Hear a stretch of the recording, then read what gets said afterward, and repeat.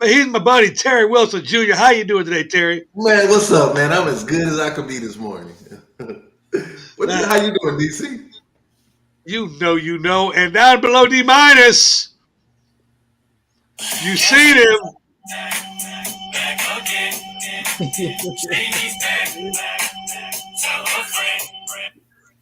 There it is. Who you are, who you are, who you are. What up, DC? That's Sean Corey. You remember him when we first started this show. He was my co-host. Moved on to bigger and better things. He's just a little too famous for us here at Get Money Sports. You know, he's the honest guy. You go see in the show. He's just too smart for this show. It's it. He makes us all look kind of dumb. No. Okay. Yeah, man. You could never stump him, man. I mean, all the questions we asked him could never stump him, man. You know what I want to do? I actually one day I'd like to bring him and Darnell Logan on, and just let play Sports Center. Because when we had Darnell on, I had people writing in here. How'd you get that guy from Sports Center? These two cats, Darnell and Sean, they are stat gurus, and like when they say they follow sports, they actually retain the majority of the stuff that goes into their head and their eyes. Right. Well, when we just hear it, we're like, "Who was that?" They're good dudes. They're good, sir.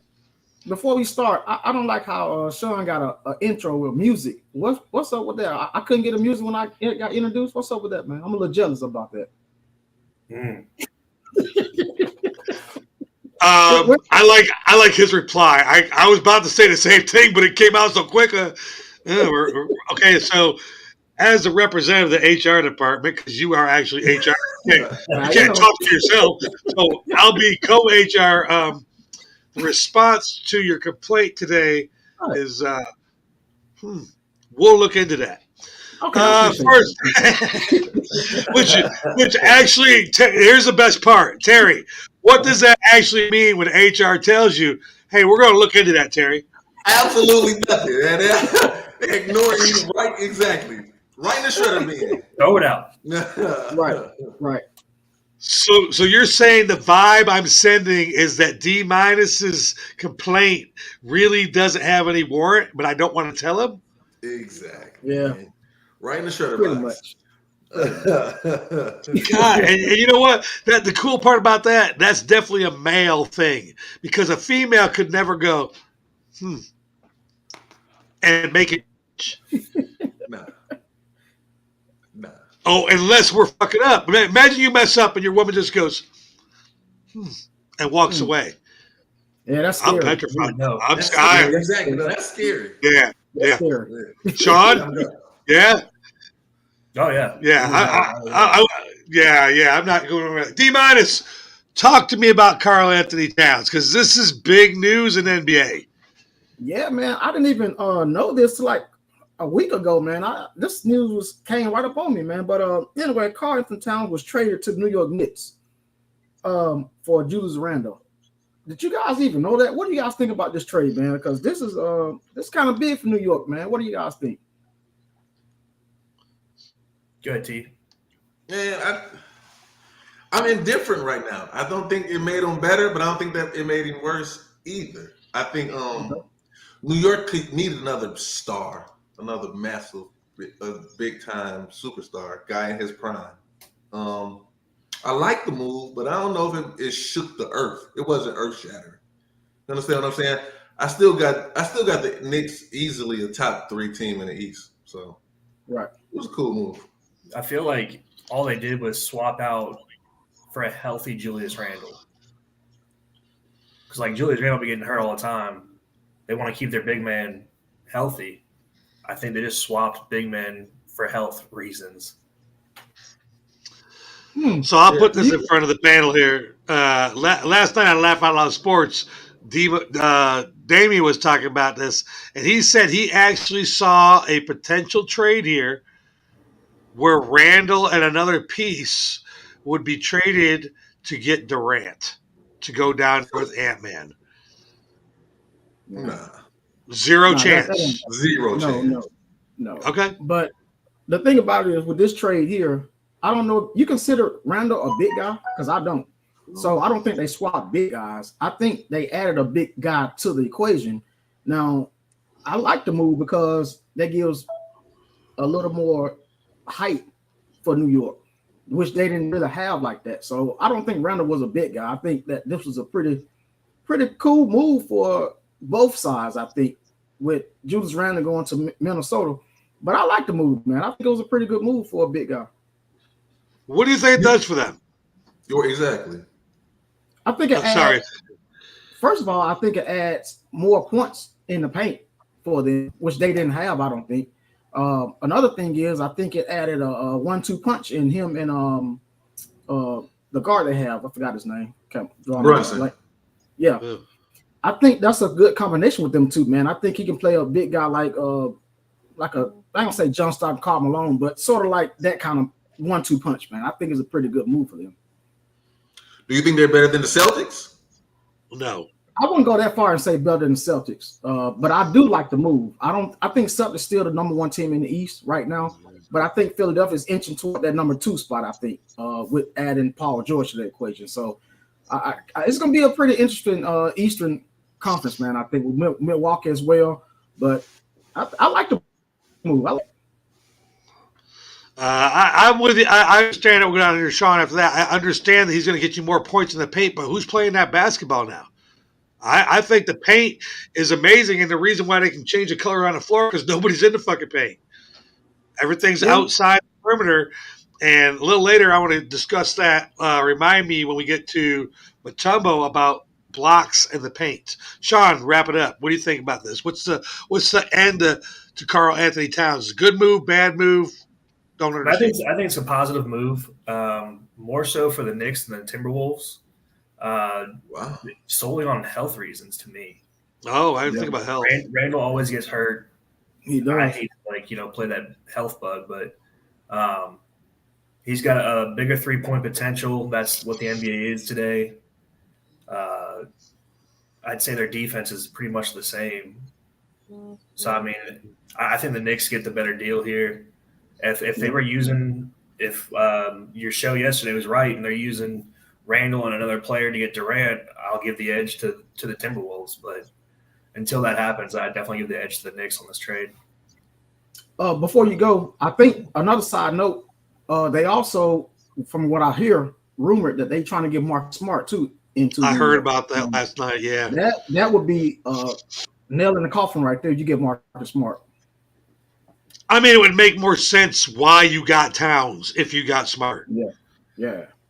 I kind of think like Sean did at the beginning there. He's like, I didn't understand the trade, or somebody said something about not understanding the trade at first because just him doesn't make a lot of sense. It kind of seems like an even swap. It doesn't make sense. You know what I'm saying?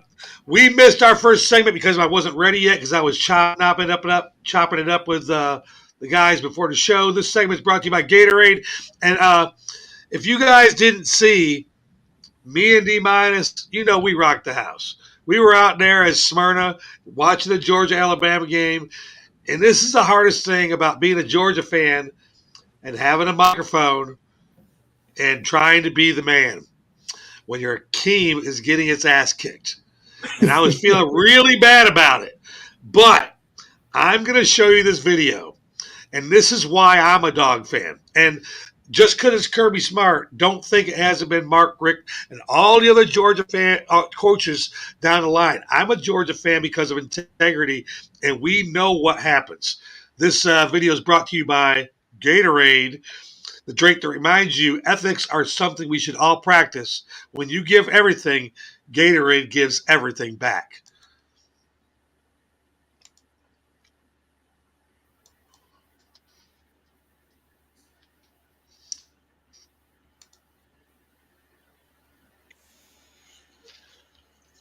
And in the second half, we got to win more moments than them. 1 moment short. 1 moment short. But I want every one of you to think about how you feel right now. Think about how you feel right now. Okay? Right now, how you feel. Because how you respond to this tells me everything about who you are. But you know what? We better get better. Team on 3. I love every one of you, man. You're fighters. You're fighters. Team on 3. Team on 3. 1, 2, 3.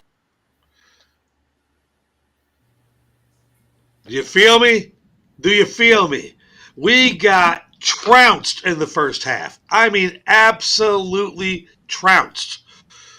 And that man come on there and told him he loved him, and he said, we're going to get better because you guys came back. D-. Yeah, I'll find him then. I'm a Georgia Bulldog fan. I ain't studying Kirby Smart right now. What Kirby Smart need to do, he got to stop playing one half of football. This been going on all this year, man. I'm tired of it, man. If we can ever put two halves together, we would be undefeated. But we just play this one half football that gets on my nerves, man. I can't stand it. So we can't do that against Texas. Hell, we can't do it against Auburn today. We have got to play the whole game, man. That's all I got to say about it. I'm tired of that one half football stuff. Terry? I think he needs to work on his post game speeches, man. I didn't feel that. I love you, man. Like, no, you don't. Like, come on, man. I need to feel it from the heart, man. You need to put some more passion and energy in it. Like, act like you want to cry or something. Like, come on, coach. We just got our butts beat. No, man. Keep that, coach. Right. I knew that video was going to get negative feedback from somebody. Yeah. Sean? So they already covered what they feel about Kirby, but I want to take a second and credit the defensive coordinator from Alabama. They played 4 games prior to us, and they showed zero crazy – I'm going to call it exotic pressures in all 4 games.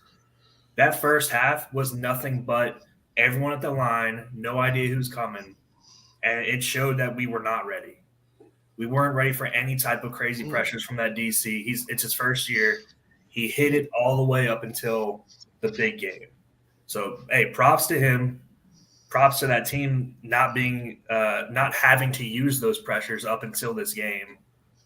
It's just huge props to him. I will say, I know he was the leading receiver on the day, but Arian Smith really cost us that game. Yeah. It was in the first half. Beck checks out a play to a wide receiver screen. Smith runs a go route like the original play probably was. The rest of the team is blocking. Beck throws it out to the left side, straight to a defender because they're the ones about to get blocked on the screen play. Arian's 20 yards down the field. They get a field goal. Or I think they scored off of that turnover. Field goal, yeah. They did. End of the game, deep pass. He catches it. He's at the 5-yard line. Man, you better get your ass in the end zone. I'm with you. We ended up getting in there, took another minute and a half, 2 minutes off the clock. And when you're making comebacks, time's the biggest factor. I'm going to point out a couple things because the funniest thing about it was me and D. Mize are working, but we have this huge TV in front of us. Do you know how much of the game I saw? It's so weird when you're working a game, you don't see much of it. I mean, I'm seeing it, but I'm not watching it. Right. The one thing I saw Alabama do in the first half was they spread Georgia out. If you were watching the line, how most times it's that 5 like this, they had us like this. They were taking our size advantage away from us and using their speed advantage against us. They were so fast in the first half. So fast. And like Sean said, it's like this. We bowl. Everybody on this panel is a bowler. Everybody knows that the Urethane boys are coming up there on Tuesday night. Terry don't even bowl there. He knows about it. Okay? Right. Mm-hmm. I bowl with Urethane. Everybody already knows that. So my buddy Hanif and Otis came to me and goes, hey, D, let's all bowl with Urethane. And I'm like, what? My life has become senior citizen officially. I can close my fucking eyes and hit my mark now because Otis is on the inside, Hanif's on the outside, and I'm in the middle. And if you can find a place to play, good fucking luck. So we've been telling folks like Alabama is, oh, we got something for you. Alabama saved that defense for Georgia. They knew it was coming. I guarantee you won't see that today against Vanderbilt. Is that who they play today? Yeah, Alabama's got Vanderbilt. Yeah, you're not going to see Alabama spreading them out and doing all that crazy shit. They're going to save that for their next big meeting. Maybe. By the way, the report back from the Urethane boys, trademarked by Otis Hickey. That's not my word. The The last 7 weeks, we've gone 5-2 every week, and no one, and I mean no one, has even shot 650 on us. Yeah, it's tough. Yeah. Y'all, it'll get crazy. Y'all blow the lane up. Yeah. Yeah, rumor has it TJ got kicked off a team because he used urethane. Oh, my best thing, TJ. So feel this out, TJ. Feel me on this one. 3 weeks ago, Juicy Johnson walks up to Hanif. And you know Juicy. When she wants to say something, she's going to make a statement. She stands up, she looks at Hanif, and she goes, "You keep listening to that motherfucker David Clark, you ain't going to have no bowling friends." And then turned around and walked away. Hanif goes down and he goes, "Whoa, Juicy, this was my idea." She goes, "You ain't my friend no more." That was the end of that conversation. That was it. Yikes. That was it. Okay, back to our stories here. Kunta's story, and it figures he didn't show up. It's about my team. Where will Davante Adams go to play this season? This is big news. And the funny part about it is somehow Amari Cooper's got tied into this. Like a Cooper could come back to the Raiders and Davante go to the Browns. What's going on with Davante Adams, D-minus? So I got they said that there's only 4 teams that really have the cap that can support this player here, and the 4 teams is the Ravens, the Steelers, Jets, and Commanders. Now, my thing is, of course, Jets is everybody, choice, and it's because of Aaron Rodgers and Davante Adams have a chemistry together. But I don't think that's the right choice because they don't have no offensive line, so you can't really protect Rodgers right now. I like going to Jaden Daniels, man. I think that trade would be a nice trade with that guy, man. That Jaden Daniels, man, he's really impressing me, man. But I even picked him, DC. I don't know if you remember, out of all the rookies of the class, that it was going to be the best class. And the thing about it is, Caleb sucks. I think he's gonna be a bust. But anyway, Jaden Daniels, I think that'd be a right choice for Davante Adams. Give this young guy. This guy's explosive, man. I like the Commanders for this. I know y'all gonna say the Steelers, but no, Steelers ain't. I mean, that's my team, but Justin Fields just like I don't think he can get the ball to him like Jaden Daniels would. I like the Commanders, man. I don't know what you guys think. Sean? I'm going to give a real answer is the Jets. I think he goes back home with Aaron. All the interviews Aaron's doing, he's kind of being kind of secretive with his answers. Mm-hmm. But my real answer is anywhere but the Saints, because I heard the Saints might make a play. I heard that too. So anywhere but the Saints, and I'm good. Terry? Right. The obvious answer is the Jets. I think it's set up for him to be reunited with A-Rod. Yeah, I want him to come to Detroit. We can use him. We can use another body. We already got the best offense in the game. Look, well, wait. Terry. Yes. Terry. You ain't even got a spot for him. Who are you cutting? Who are you cutting? Right. Josh Reynolds. Listen, we could use another big dog. Man, come on, Terry. Jameson on the edge. We got You already got Jameson Williams and St. Brown. Which one of those guys is going to wide receiver 3? Jameson. You throw Jameson. You are out of your fucking mind. Send him to. Oh, you know what? I got you. Send Jameson over to the Raiders, and I'll send you Davante. Give me Jameson. Give me Jameson and Gibbs. Hey, DC. Yeah. The Raiders had a speedy Alabama wide receiver. It didn't work out too hot. Yikes. That's facts, bro. Yikes. Yeah, we ain't got nobody. Kind of like D-minus said, Adams was born to go out of there. We ain't had nobody to throw to him. I don't even know why he came. I didn't run out and buy a jersey. I'll tell you that. When he came, I was like, yeah. He came for his college QB, Derek Carr, and then Derek Carr got sent out of town. Yeah, it sucked. I'm kind of like with you guys. I think the obvious choice is the Jets, but there's no money there, they say. This is going to make Aaron Rodgers have to decide, do I want my money or do I want that ring that everybody thinks I'm going to get? Which, by the way, I don't think Adams puts a ring in their pocket anyway, because like D-minus said, that line sucks. Why you didn't beat him up here? Why you didn't beef up that line to protect that aging quarterback? Look at the Falcons. They beefed up that line to protect Cousins. Did you see how many times he was on his back in that Denver game, man? And everybody tried to come out the rain. No, this has been all season. And he got no offensive line. So Devontae Adams going there is like the chemistry is good, but he ain't gonna have time to throw them ball. So I wouldn't even waste my time going to the Jets, man. Sorry. The scariest ones to me are the Saints and the Ravens for sure. I don't want him going back with the Saints, and I'm not even in that division. I'm not a Falcon fan. I'm a Raider fan. I don't think the Saints write a Super Bowl check with him. And same with the Ravens. I think if you add him to either one of those teams, man, those teams, especially the Ravens, you add Adams to that, how do you play defense? But, I mean, at least they can compete with Kansas City then. I don't know. Yeah. Anybody else got anything about Devontae Adams? I think we pretty much covered that up. You know, he's stuck in Vegas. I mean, he's going to give. He's not going to be a Raider. Let's talk. Yeah. What do you hope the Raiders get in return? Let's go that route.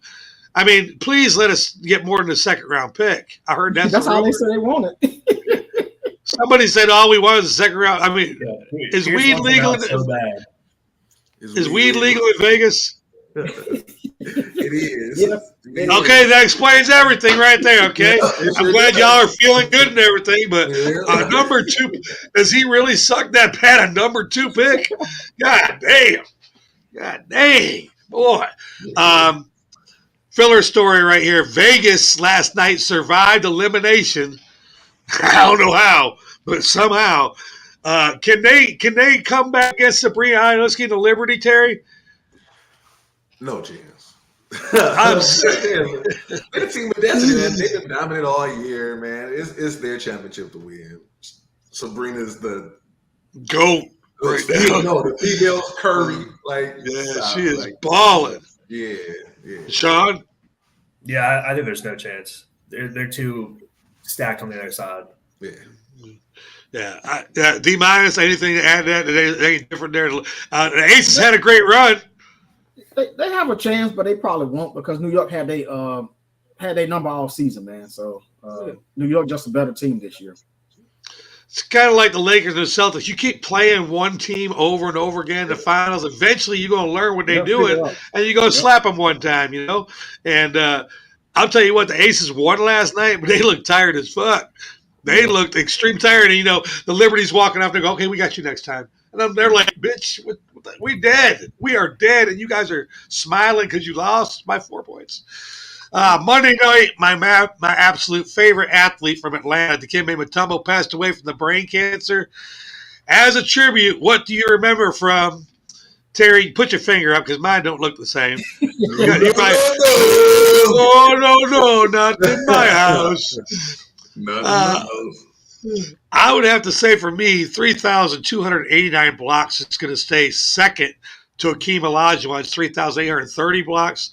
Those two stats to me are stats in basketball that are never going to ever come close to getting beat.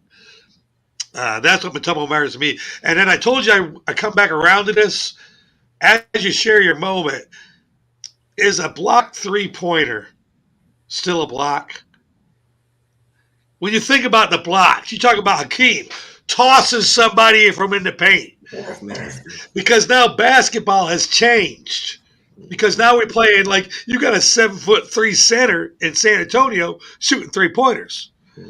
So if somebody actually got up there and swatted him at the 3-point line, me and Sean were talking about this.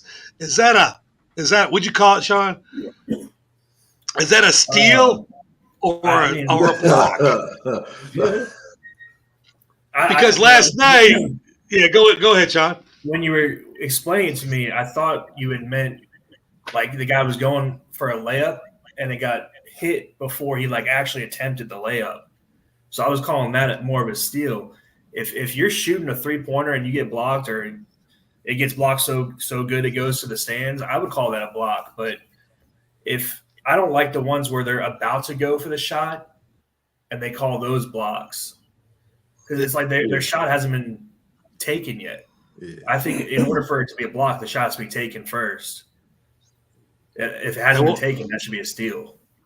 Yeah, he's talking about Bronny James last night. They're trying to hype Bronny up, the media is, because last night he went 1 for 6 with 2 points, but he had 3 blocks. So I went and looked back at the video of the blocks. Every one of them, the players going up, and he slapped the ball, and they called them blocks. Right. So what I'm asking you guys kind of like, you're watching the game, and somebody goes out to the 3-point line and tosses somebody. Is that the same as getting tossed in the paint, Terry?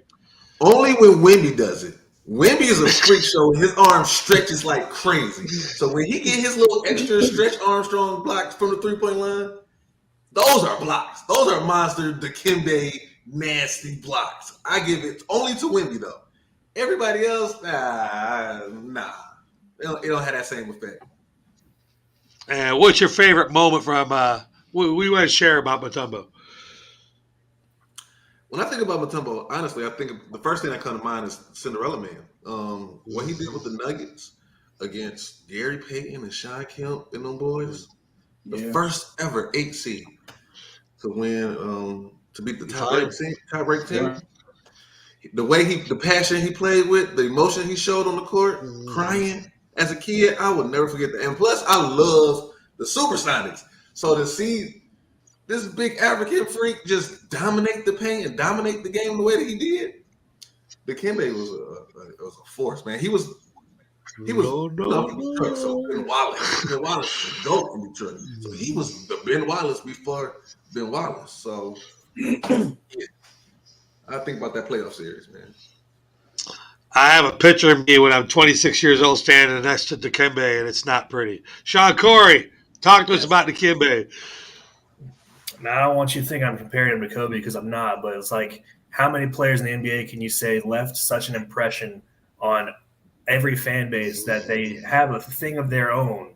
Like, you know, when you're in the office and you shoot your little paper into your trash can, you yell Kobe. Whenever anyone does this, they know exactly who people are talking about. Right. There's not many players in the NBA that have that kind of overall fan base. Mm-hmm. I think he made such an impression in the NBA. I think he made such an impression for the teams he played for, but more so for like the entire NBA. And I think that's a testament to him as a person and a player. Facts. D-, wrap it up, man. Mutombo time. Yeah, man, you got to think about that trademark. I mean, we still doing it to this day, man. It's just that even your ankle ball, we all bowlers on been ankle bowlers before. And you trying to hang somebody, what you come back, when you hit a strike, you like, no, you ain't get me. We do it all the time, man. And just him being a humanitarian, man, just doing stuff for his country, doing stuff for his, man, he was a stand-up guy, man. I ain't never met the guy before, but I heard he was a stand-up guy, and, man, he'd be truly missed, man. He definitely. I think the press release that the NBA sent out was the best when they sent out what they're going to miss the most. It didn't have anything to do with his basketball. It had everything to do about his diplomacy. Yep. I didn't know all the countries that he went to.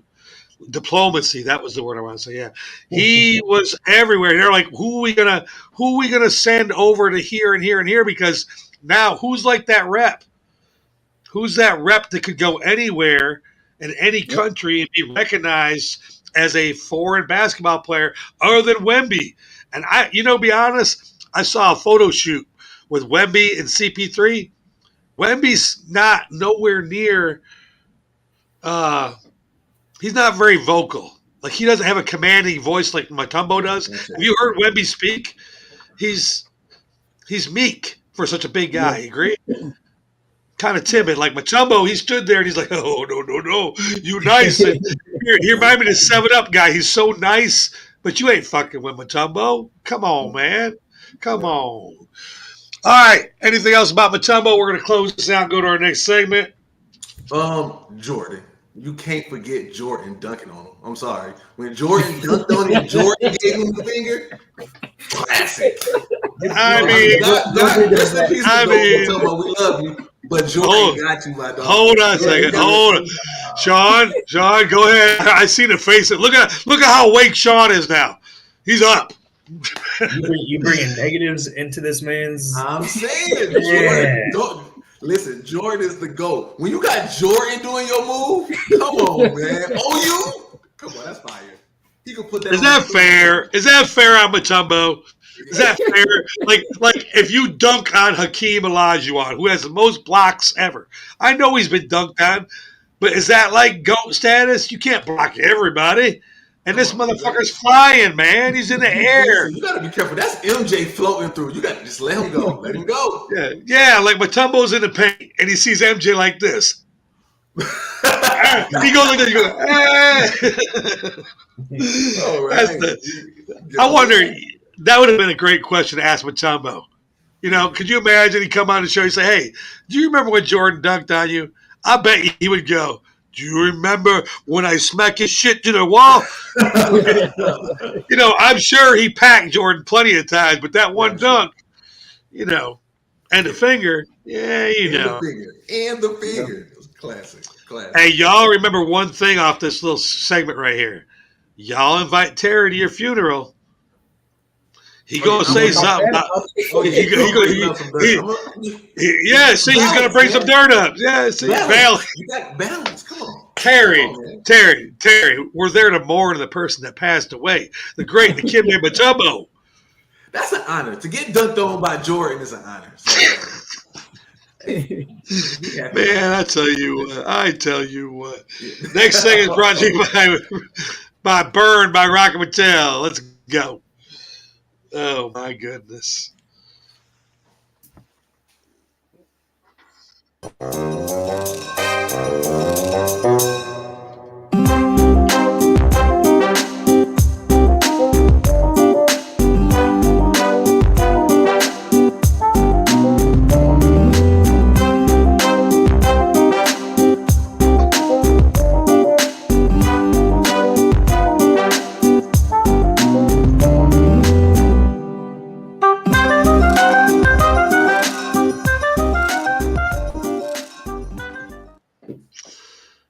That's right. This segment is brought to you by Burn by Rocky Patel, located in the Battery at Truist Park, open daily from 4 p.m. to midnight, Fridays and Saturdays till 2 a.m., and I can attest to that. I am tired as shit. I'm too old closing bars. That's the end of that. Fill in the blanks. Little thing from my buddies over at Pardon the Interruption. The Atlanta Braves are out of the playoffs after being swept by the San Diego Padres in 2 games because D-. I got 2 things. Injuries got them, and then one thing that I didn't see with the Braves, they're not having fun anymore, man. They not having fun anymore. So I think that injuries got them, and then they wasn't having fun. That's what I think. Sean Corey. Because of MLB scheduling. Ooh. You have a doubleheader on Monday. Yeah. You then fly them across the country to San Diego, excuse me. They land at 4:30 in the morning. Their game is at 5:30 that day. How early do they get to the stadium for a playoff game? 1:30, 2:30, whatever. Yeah. You're giving them – they travel across the country. They sleep for less than 8 hours. They have to be back at the stadium before then. Yeah. Facts. Sure. Yeah. Quick nice question. Nice angle, Corey. Yeah. That was my same. My word is fatigue. So I was coming at the same angle, man. Yeah, no, like you said, they're playing across country. Jet lag is a thing. And the Padres are just a better team. So let's not disrespect the Padres, but fatigue had a lot to do with it. What's up, D-? You ever played baseball before? That was my first sport. Okay. So what we talking about? Baseball don't do nothing, man. They just flew across the town, man. They let me play football or basketball, nothing like that. Oh man. All right. I'm gonna get my pad out right here. We're gonna invite. Night is bringing. Former MLB player for D-Man. Oh man. I have a question for anyone out here. Do you think it was smart to have Ozzy play when he could only hit right-handed? And the reason I'm asking is because his entire professional career, he's always the opposite of the pitcher, right? Mm-hmm. So when you're the opposite of the pitcher, your breaking ball is always coming in on you. Right. And then finally he's facing righty, And I don't know, I'm sure y'all watched every single at bat of Ozzy's. They struck him out every single time on a breaking ball away, tailing away, and he looked terrible.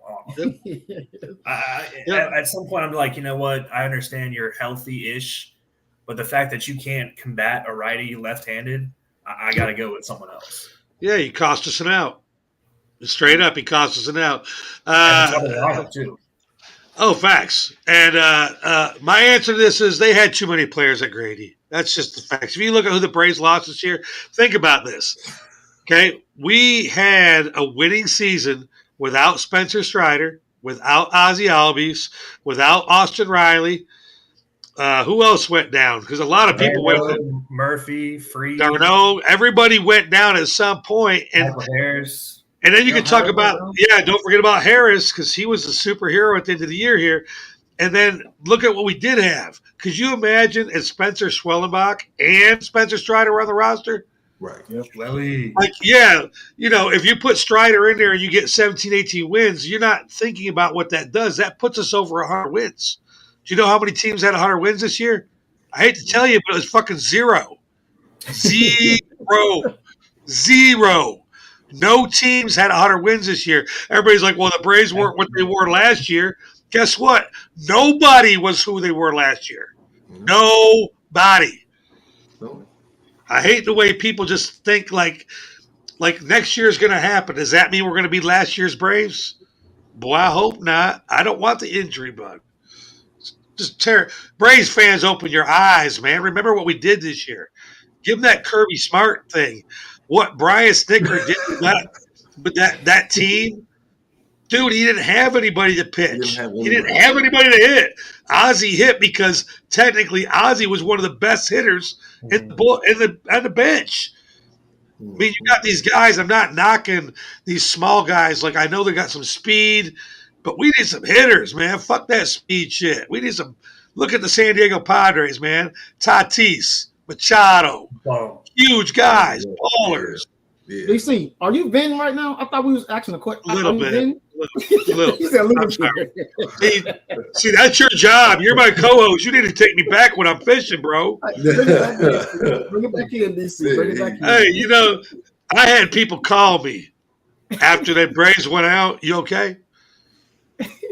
No doubt. Y'all know I'm a passionate Braves fan, but I'm also a baseball fan. So, let's go to the next question. I got it. Oh, great. It's another one of my teams. That's great.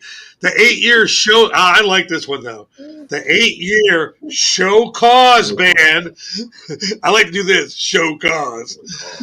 The 8-year show cause ban for my boy Antonio Pierce for making 35 phone calls during COVID, which is probably like 300. You only found 35. Of course. Means blank for his NFL career. D-. Nothing, man. I'm tired of you. It's just like Harbaugh, man. It means absolutely nothing. Let's move on, for real.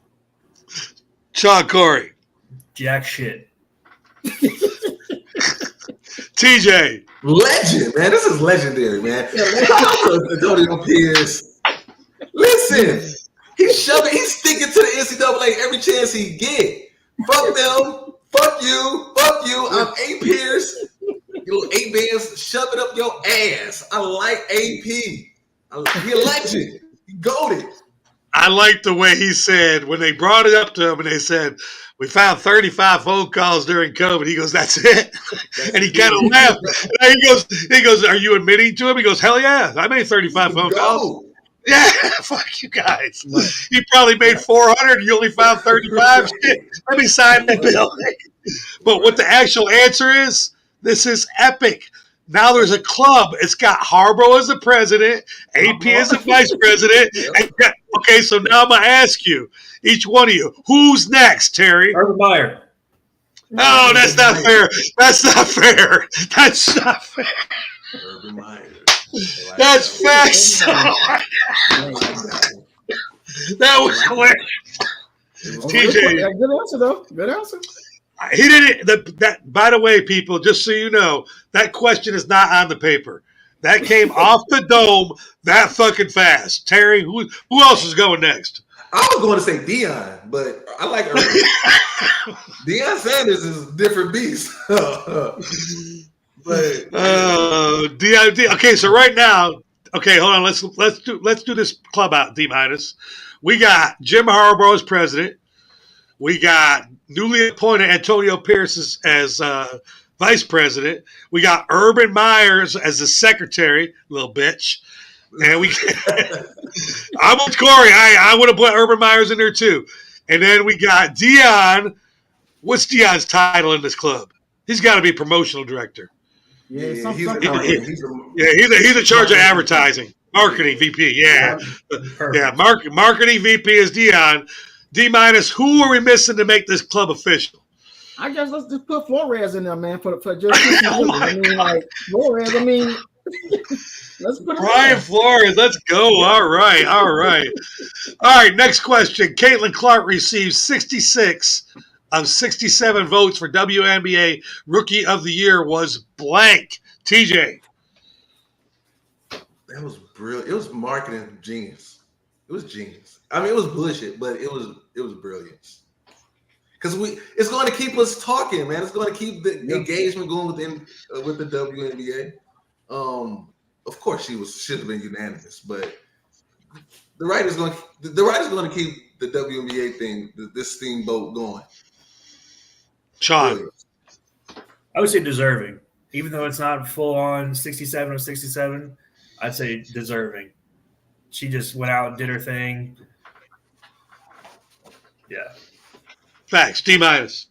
I think it was the right decision. I mean, but you still can't take away what Angel Reese did as well. She did some historic numbers as well, but I think it was the right decision. Angel Reese and her made the WNBA this year. That's just plain and simple.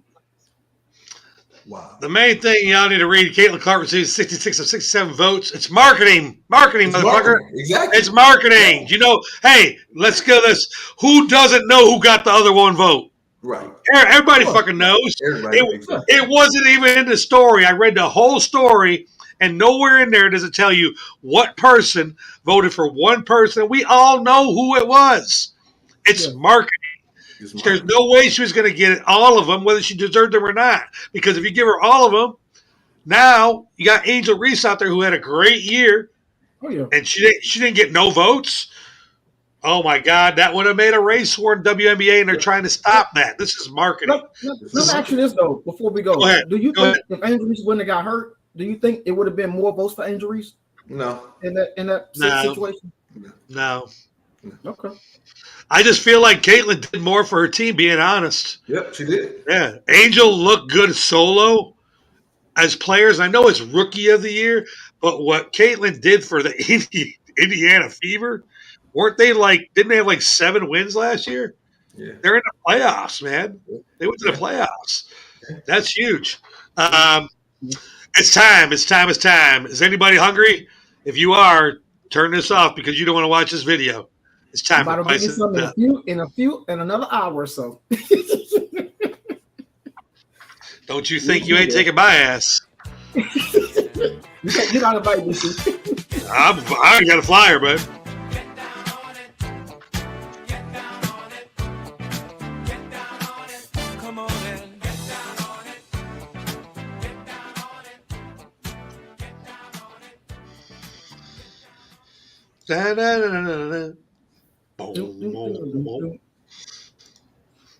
Spice it up, baby. Let's get to it.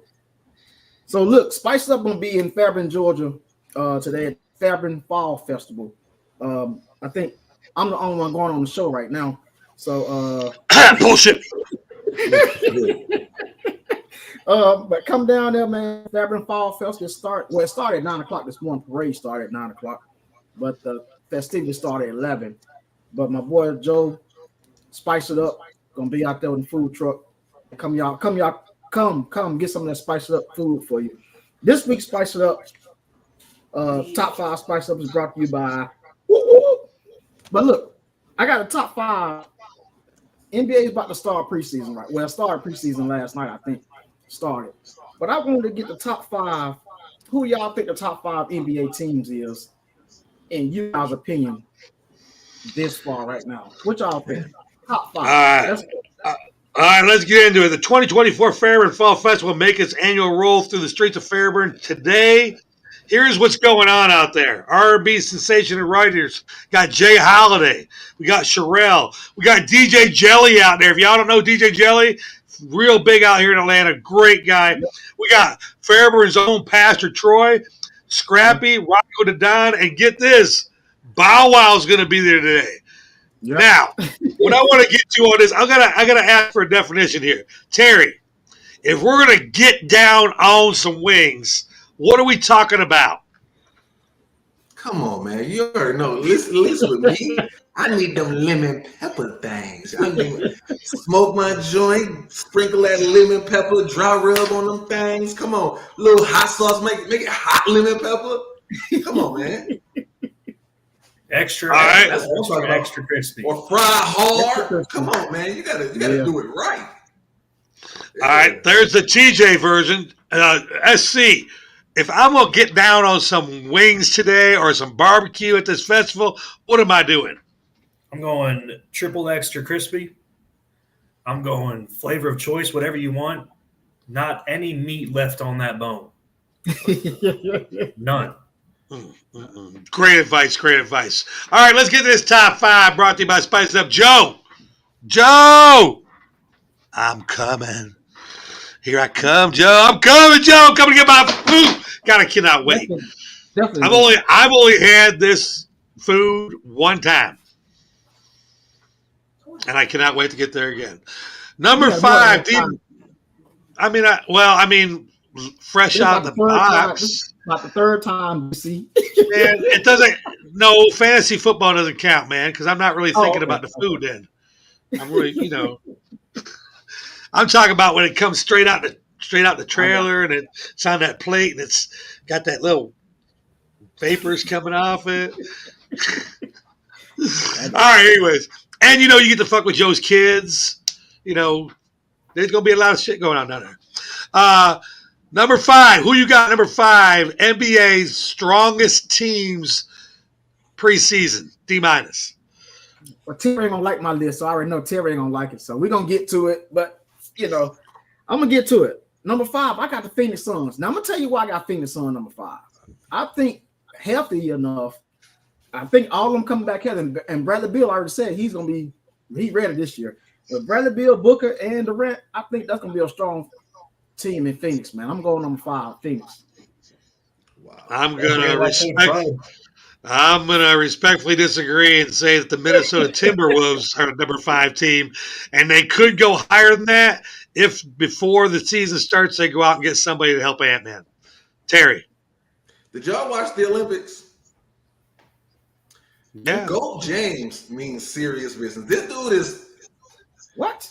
40 years old, going on 1,000. Listen, I'm going with the Lakers, man. Number 5, the Los Angeles Lakers. Bet good. I got that. That's mine. That's mine. No. I got it first. I got the first one. Yeah. Bet good. No, that's right.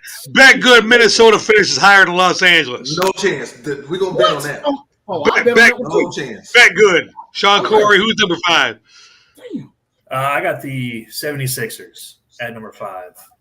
Then they made a lot of really good additions to the team. They got Paul George, Andre Drummond, Eric Gordon, a lot of good bench players, good defensive substitutions. I got the Sixers at 5 right now. I like that. I just don't know if they're going to be able to play together, but I do like the ads that they made there. D-, number 4, strongest, brought to you by Spice It Up. Number 4, I got the Dallas Mavericks. I think that they was strong last year, and I think they're gonna be even stronger with Klay Thompson. I know Terry gonna like it. Dallas Mavericks, man. I think that Klay Thompson's gonna addition to that team, man, with 3 points, man. So they're gonna be strong, man. I like it. All right, so D-, after my turn, it's gonna be Terry's turn. What you want to say as soon as Terry says his team is bet good. Okay, Yeah, it's your turn. Sean, you get turn 2. All right, so at number 4, I've got the New York Knicks. I'm not sure what the whole move was getting Towns, but I think there's more coming. I like the Knicks. Terry, who do you have as a number 4 team? Number 14, the 76ers.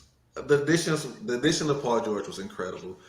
It's Embiid and his leg. If he could stay healthy, I don't trust it. I'm not going to put stock into Embiid staying healthy. So I got them at 4. D minus. I didn't hear anything. My ear I was like it. I like it. I like okay. it. Okay. All right. Sean. Sean. What you got number 4? I got Dallas Mavericks as well. Highest scoring duo in the NBA last year was Kyrie and Luka. Luka's a different animal. So I got those. I got those Mavericks. Me and Sean, right there. We right there with each other. We right there. I'm not on that board. No. D minus at number 3. Who's the strongest team before preseason for the NBA this year? I got the Knicks. I got the Knicks at number 3. I think with that addition with Cat. And then also they got Mikal Bridges too. I don't know if y'all knew that, but they got Mikal Bridges. I like that. But it's a good move. I like what New York doing, man. I got them number 3. At number 3, I got for my buddy Mike up there in Seattle. I got the OKC number 3. Terry. I respect that. I'm the Knicks. I don't know if the identity shifts a little bit. I kind of like the tough grit Knicks with Randall and DiVincenzo. DiVincenzo was a big loss. He stressed. Yeah. He was their best 3-point shooter last year. I think they're gonna miss out on DiVincenzo, but I still like the Knicks. Towns is an all-star player. I'm rolling with the Knicks at 3. Sean. I'm gonna go with the Timberwolves. Gotta respect my Georgia Bulldog. What? And Ed. I really like the trade for Randall. I think that it improves their team. Apparently, they might try to package it together to get some bigger pieces. But also, I really like who they drafted, Terrence Shannon Jr. out of. Oh yeah, Shannon Jr. is sweet, bro. While the starters are resting, that kid can come in, get you some bench points. I also like. I can't remember. Walker Kessler's on that team, right? Or is that a different team? I don't know that. I don't know that name. No, I don't think Walker Kessler. I think. Anyway, if he's on the team, I like it even more because he's a good inside presence. Led the SEC in blocks a couple of years ago at Auburn. He might be with a different team though, so don't take my word for certain. I don't recognize that name, but that doesn't mean anything either. Hey, and I want to do a thing while we're talking about the Knicks there. Hats off to the Knicks for bringing Patrick Ewing up to the front office. I saw that he got a job up there in the front office. Hats off. I always liked Patrick Ewing. I wish more would have happened with him at Georgetown, but at least the Knicks are keeping him relevant and got him in the front office. At number 2, D minus. I've names come off the board, and we're at 1 and 2 already. Who do you got at number 2? Well, I like 76ers, man. I think of Paul George, and then I like what you guys said. If Embiid stay healthy with Drummond and Paul George coming in there, I think the Knicks I think 76 is gonna be something to mess with, man. I like them at number 2. At number 2, and all bets are good for anybody that wants some of this, is the Mavericks, man. Luka's a fucking GOAT. What? Yeah, Luka is the fucking GOAT. If Boston wasn't I'll just tell you right now, if Boston wasn't the super team, right, Dallas would run all over the NBA. All over it. Terry, number 2. Y'all lost y'all mind with this Luka stuff. Good, bet good. Y'all forget Pick a about player. chemistry, camaraderie. These things matter in NBA. Luka don't need chemistry. He barely speaks English. Stop. Oh my God.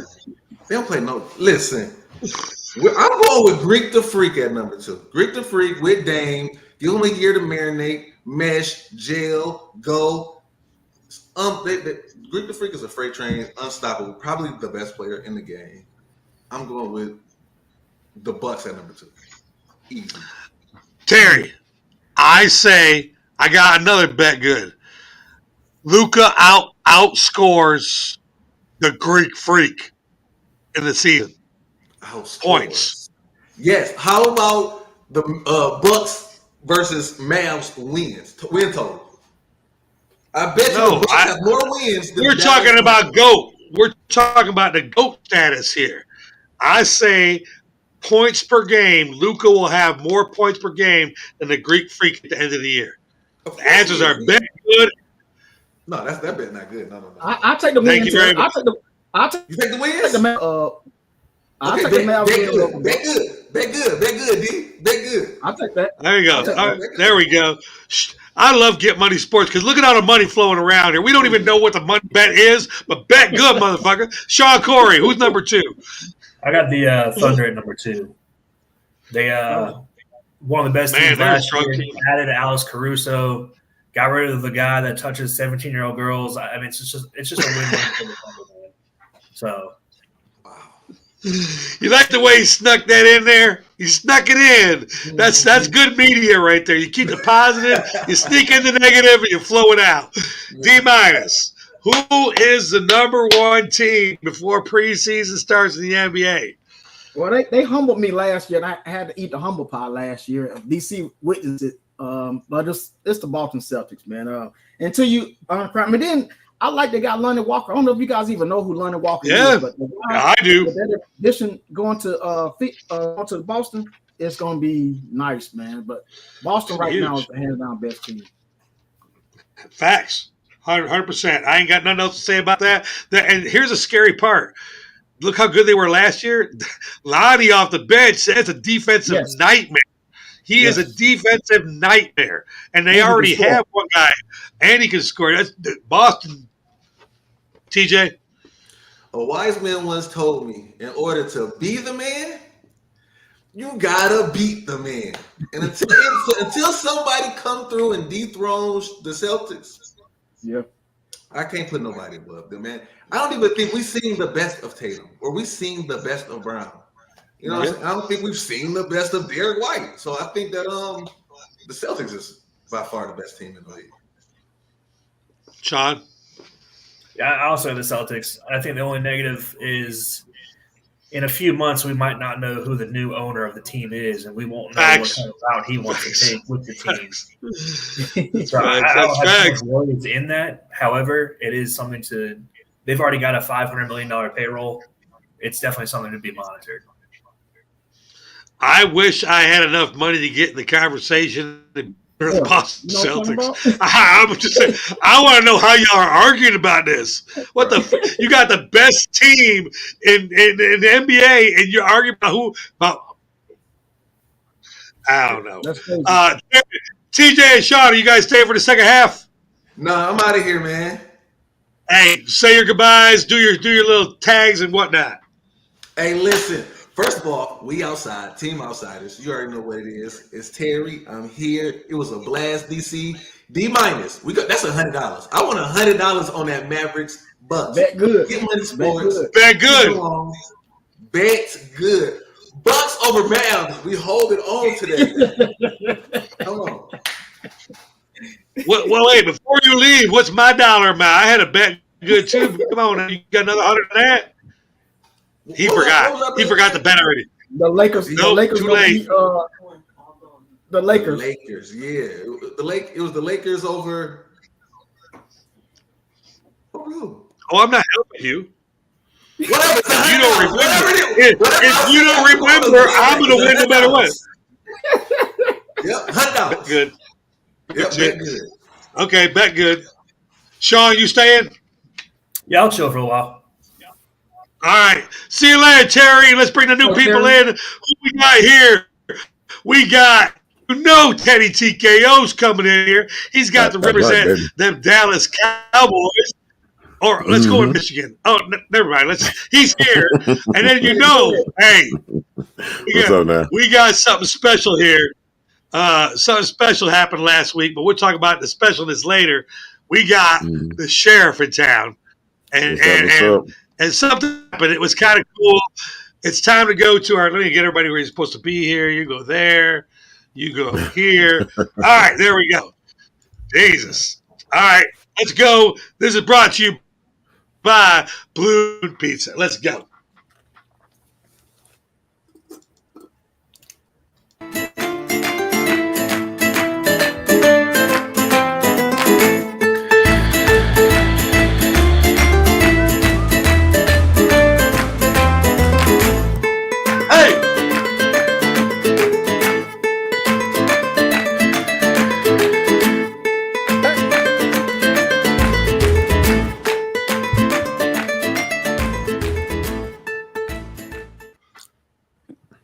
Yeah, Blue Moon Pizza, located at 2359 Windy Hill Road, who specialize in authentic, made from scratch pizza.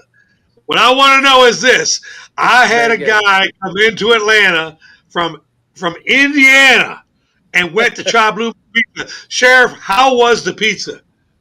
It was absolutely amazing. Enough said. That's how you do it. I'm sorry. D minus, I got a question. What's up, D minus? What's up with you, Wait, Sheriff? what- How you doing, man? Hey, not too bad. Hey, listen, did you notice I did not rub it in what happened to you last week? Oh, he just did. you No, wait. that's all I'm You gonna say. you That's all I'm wait gonna until we're. That's all I'm gonna say. Hey, so I didn't get a chance to meet, man. Where's your brother My at? apologies. I had some stuff to come up, man, but you know, Oh, that was awesome. That was awesome. The Where's your 10 game brother at? kid. Hold on, let me do the business. The 10 game college probably brought to you by Blue Moon Pizza. Week 5 is in the books. TKO led the Yes, way, sir. going 7-3. DC D minus King Kunta went 6-4, and the sheriff and our guest Mike went 5-5. So here's your new standings. Do we have to say his name when he's not here? Somebody's in first at 32-18. DC's in second at 31-19. The sheriff went up to 30-20. D minus went to 28-22. TKO's also at 28-22. The whole panel's over 500. Woo! So today we have 15 ranked 25 games. We had 2 people ranked at number 25. Before we get into this, I have a question though. Mm. We were at the Georgia game. Georgia's ranked number 2. Alabama's ranked number 4. Mhm. Alabama wins, goes to 1. Georgia goes to 5. So store that in your head for a minute. All right. Number 6, Ole Miss, got trounced by unranked Kentucky, and they dropped to 12. That makes no sense. Sean, want to add anything in on that?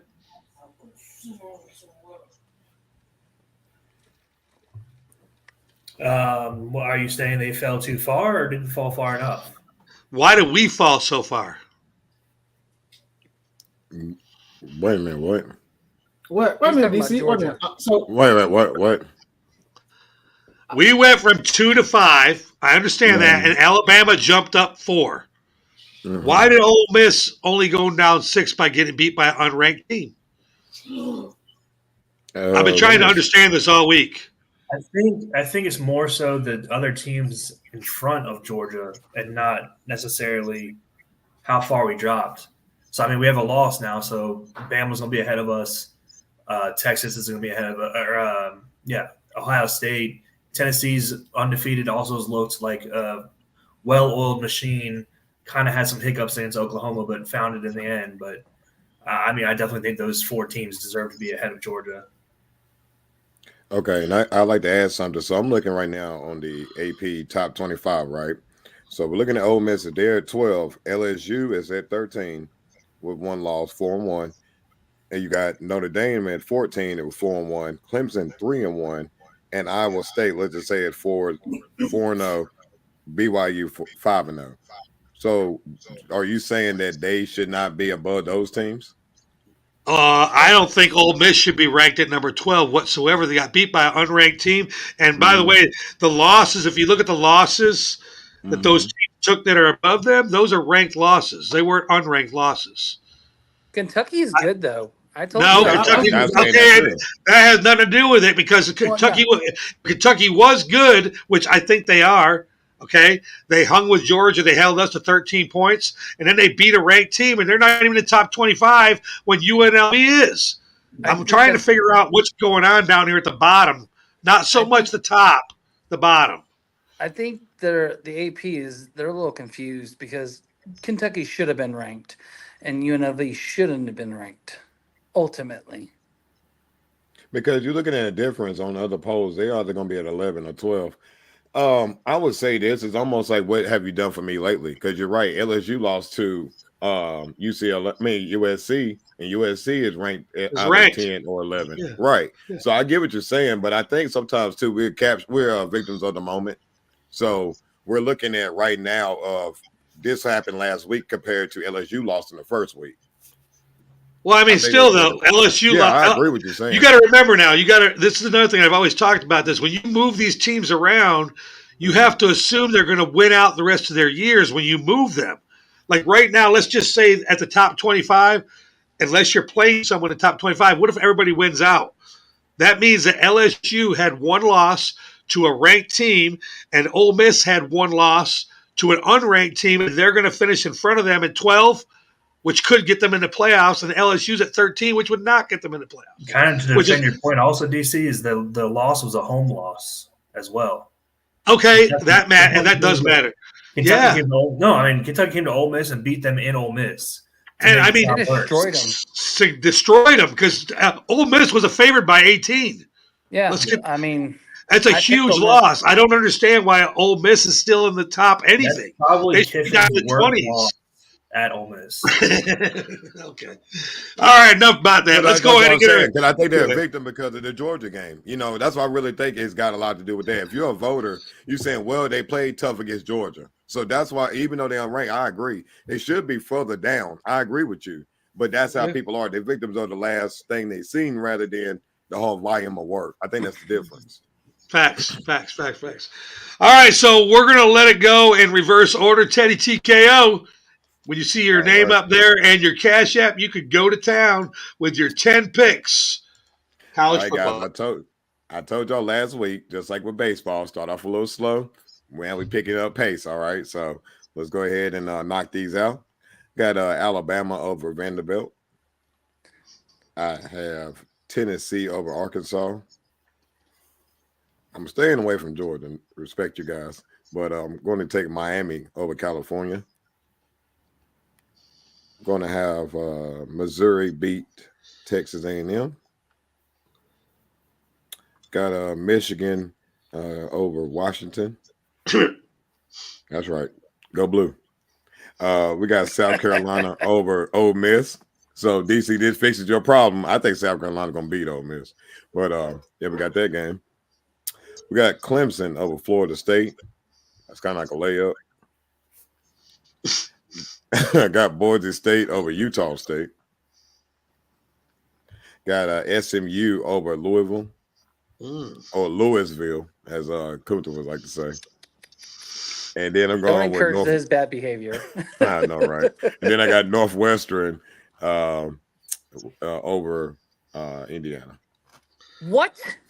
Oh my God! Are these with spread? Hey man, yeah, I know. These are with spread. These are all with spread. Yes. Okay, I was about to spread. It ain't about to win. It's about to spread. Yeah. Got nothing to do with the win. Yeah. We only play NFL straight up. We do the spread on college football. Let's go with our guest, Sean Corey. Tell him what your cash is. Don't have one. Anyway, here we go. I like Bama over Vandy, Tennessee over Arkansas. I'll take Auburn to cover. I will take Miami. And let me know if I'm saying – I forgot to keep track. Sorry. What am I at? You got four. Four. Thank you. I like Missouri. Why the hell is Michigan a +2? Thank you. Is there an injury I'm not aware of in Michigan?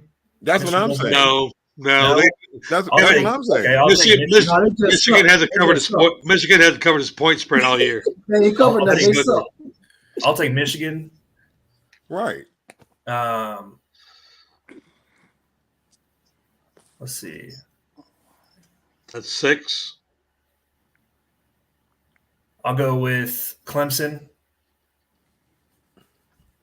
I'll go with This is a tough one. I'll go with Louisville for sure. I'm going to take Indiana and Boise State. Oh, I don't want to take Boise State. Oh, well. It's already done. It's a lock. All right, it's locked. Alabama, Tennessee, Auburn, Miami, Missouri, Michigan, Clemson, Louisville, Indiana, and Boise State.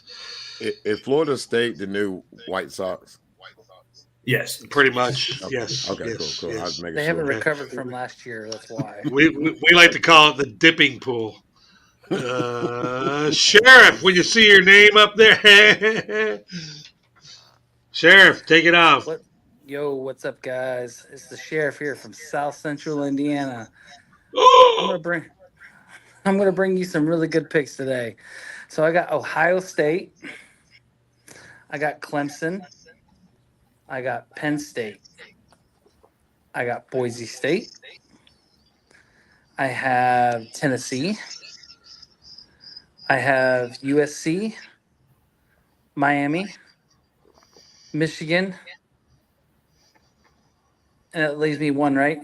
2. Did I say Alabama? Nope. Alabama. And the Hoosiers, baby. I've been telling you guys about them all year. All right, you heard it here first. He says the Hoosiers are going to cover the 14-point spread against Northwestern. D-. I kind of feel like with these picks that are coming out right now, we have a chance to gain some ground. Yeah, I'm looking at this, man. We definitely do. I'm gonna start mine out with Alabama. I think they'll cover the 22 of Vandy. I'm gonna take the points on UCLA. I like UCLA in this with Penn State. Give me Miami over California. I'm gonna take the Texas A&M, man. I think they. I know Missouri's ranked higher and better team, but I think Texas at home is gonna beat them. I like Texas A&M. I'm not missing the Michigan game because Washington might beat them the way they've been playing. Oh, word. Oh, okay. I'm gonna do USC.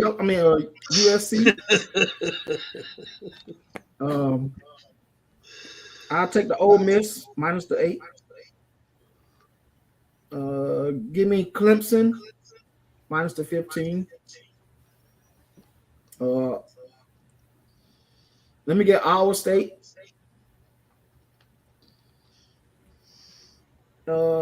Louisville and Indiana. All right, so that's Alabama, UCLA, Miami, Texas A&M, USC, Ole Miss, Clemson, Iowa State, Louisville, and Indiana. Charles, how you feeling about all these Indiana votes, man? You got 3 in there already. And I'm feeling really good. I'm telling you right now, this is a really good year down here in Bloomington.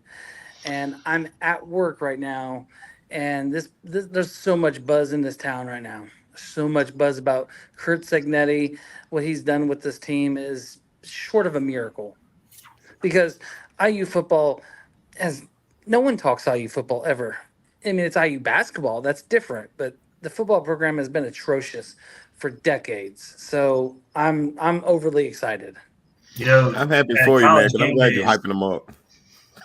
Oh, listen, me and you, we're gonna have we'll have a war a week. Was it week 10, week 11? Mm-hmm. No, week 10 when we play Michigan. Mm-hmm. And Oh, when y'all we- definitely see. I like all this optimism and happiness I see in your face because, like, at the end of the year, we had like 4 losses. It's going to be different. Nah, listen, I'm gonna tell you what. IU will be 11-1, maybe even 12-0, but 11-1, and the only loss maybe to Ohio State.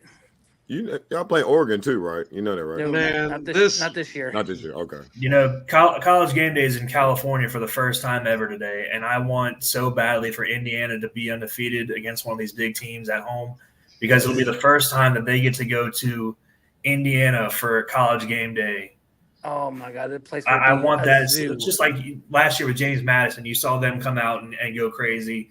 I haven't watched this morning, unfortunately, but I know they're going crazy in Cal at 6:30 in the morning for college They game are. day. And Oh, they I are. want the same thing It'll for be a Indiana zoo. and Indiana fans. It'll be That'd be huge for Indiana. Okay, here comes the picks that matter. $ 40 apparel. Hey, look at the hold on. Let's look at the panel right here.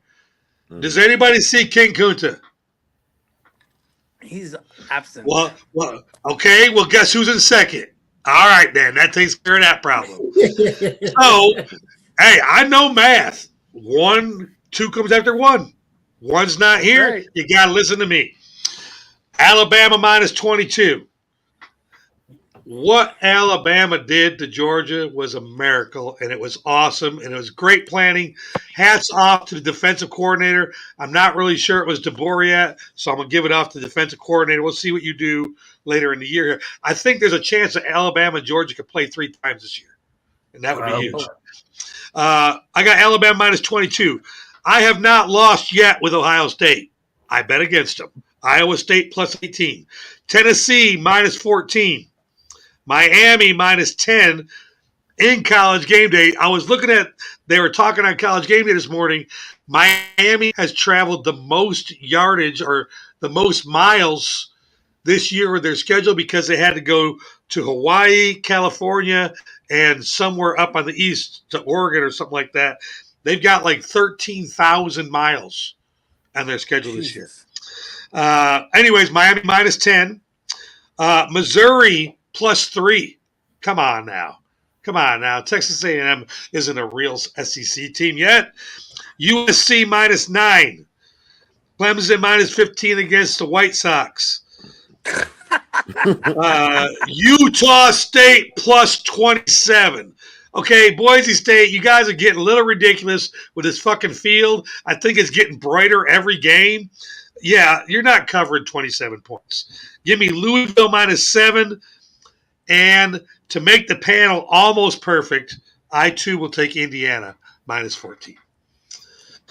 Go IU. All right. That takes care of that. D minus, I kind of feel like my position is pretty solid where I'm going. How do you feel about moving up a little bit? Yeah, I'm definitely moving up. I probably got 1 loss, but I mean, that's what I'm really worried about. But I think I'm going up 9 victories today, 9 wins, man. I like the way you're thinking. I'm calling for a parlay. Ooh, I like it. All right, we're going to our next segment right here at McIntyre's Bakery. No Kunta. Who's going to talk about these tasty treats? Ooh, oh, my goodness. They were so good.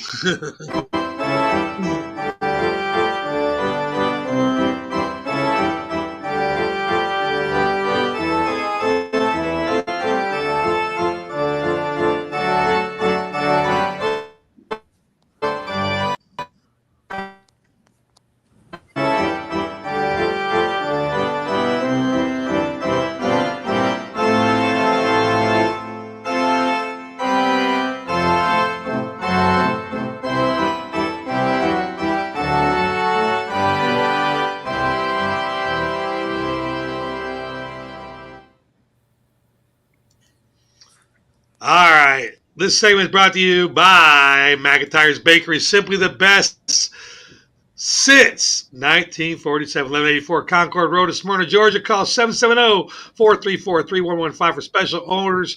Donuts, breads, and cakes made fresh daily. Sheriff, you got to have some. Talk to us. Oh, my God. Listen, those cakes and those Danishes that we had last week, me and my wife, they were so damn good. And the fact that Kunta gave them to us, I was shocked. So damn good. And listen, I'm not going to lie. I shoved those motherfuckers in my mouth before I got to TSA. They were so damn good. So damn good. Oh, DC, you're muted. Hey, every once in a while, cool things happen. I'll agree. Chrissy was sitting off to the side, D, where you can't be on monitor. Right. It's cool talking about sports. Listen to a woman moan while she's eating the fucking Danish. She's trying to keep it quiet. She's like, ooh. It was so cool. Those and the back, and he's not lying, D. Okay, so they gave us a big ass box of cakes, and I let everybody have one. At the end of the show, Coons goes, "You guys can take these home," and I'm like this. Wow. Wow. Your brother gave them the whole box. Didn't take a piece or nothing. Nope. Do you believe me? That wasn't Kunta. That wasn't my brother. It was. No, I promise you. That wasn't him. Well, the regular season is over, and a couple things got to happen. Unfortunately, well, unless you're me.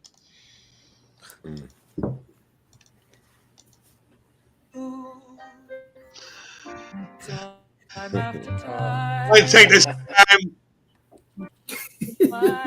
When you go back to back, things happen. I'm maybe just a couple. Yes, ma'am. Thank you. I'm glad that shit breaking up. I'm glad that shit breaking up. Thank you.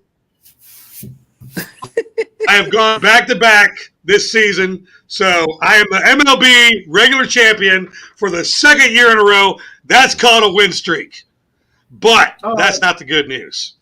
DC, you didn't win last year, brother. Yes, sir. You didn't win last year.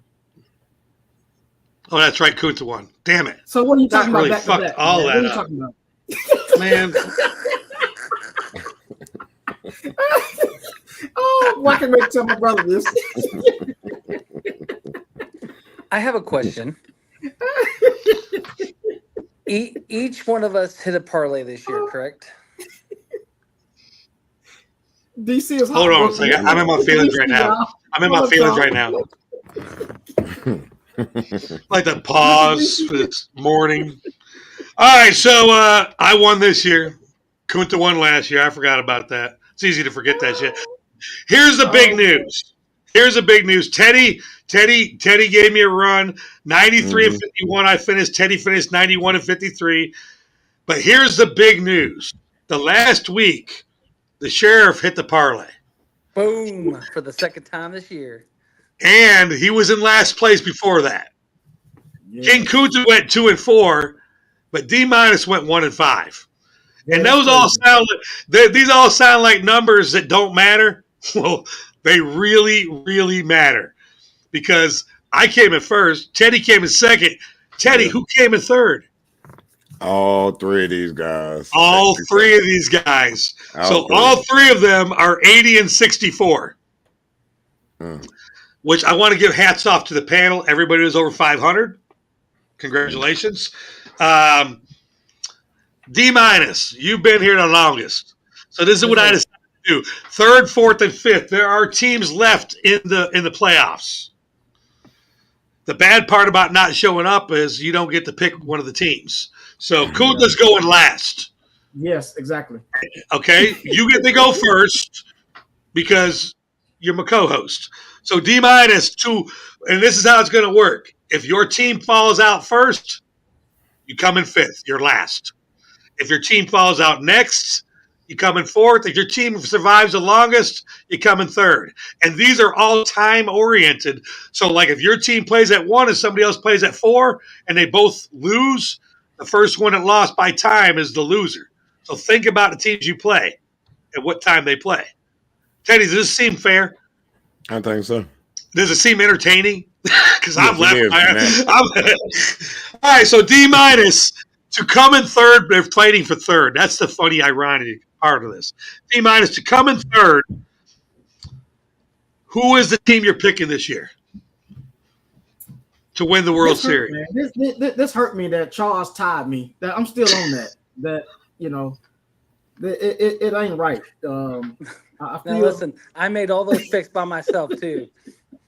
That's the bad part now, okay? I got to tell you, he made these picks, and unless he remembered them all day, nope. Chrissy didn't even look at him and make a pick. So I know he made these picks. So, And he was also the only person to hit the parlay twice this year. Yeah, that's good. So check this out. The team I'm picking is the Padres. Thank you for That's not fine. picking the Dodgers. That's good. Because I got the Dodgers. Fuck Mookie Betts. He's a dick. Hey, it's the Shohei Ohtani Dodgers. You know what we're gonna do? I'm on a D- team. You know what we're gonna do every time Ohtani comes up?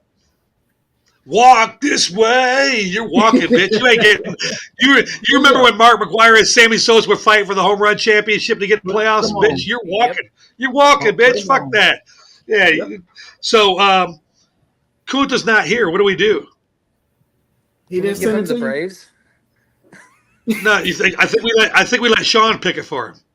What the hell? Because Teddy's already in a position. Right. What do I pick? So Sean, you got to pick a team left in the playoffs besides the Padres and the Dodgers to win the World Series. Yeah, I know that's hard. You got the Yankees, the Guardians, Mets. I go Phillies. And Phillies. Okay, he's going to Phillies. Well. And the Royals. That pitching staff's good. Phillies pitching staff is You know what's really funny good. about this? Kunta could go from first to worst. I mean, he could. So D- has the Padres, the Sheriff has the Dodgers, and King Kunta has the Phillies. We are going to our next segment here. It's time for some NFL, brought to you by Metro Cooling and Heating. They don't have an advertisement yet. We're working on it. But they specialize in commercial and residential heating and cooling for multi-family dwellings. What does that mean, DC? Basically, it means this. If you live in an apartment and you can't get the landlord to fix the heat and their air, call 470-694-COOL. Again, that's 470-694-COOL. Pick 6 games from this right here. No point spreads. Week 4's in the book. Team KO and D- went 5-1. Good week, fellas. King Kunta and the Sheriff and Guess went 4-4. DC brought up the rear. Pause. 4-2.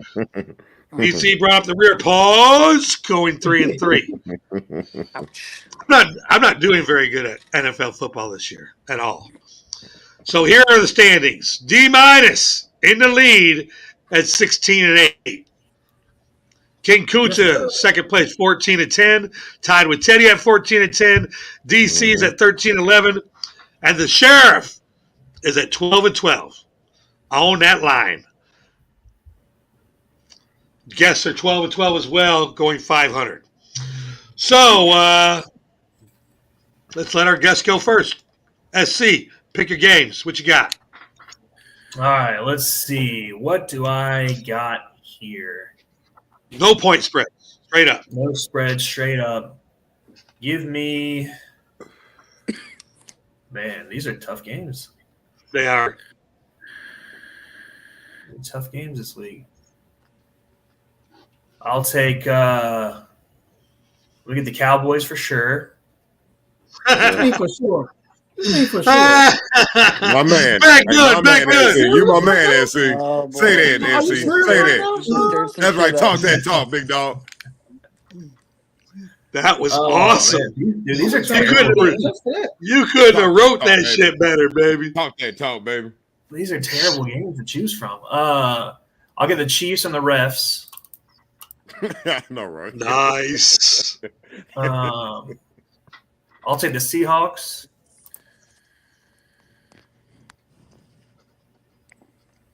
I'll take the. Ooh, I don't like this one. I'll take the 49ers. That's 4. I'll take. Oh, Jesus.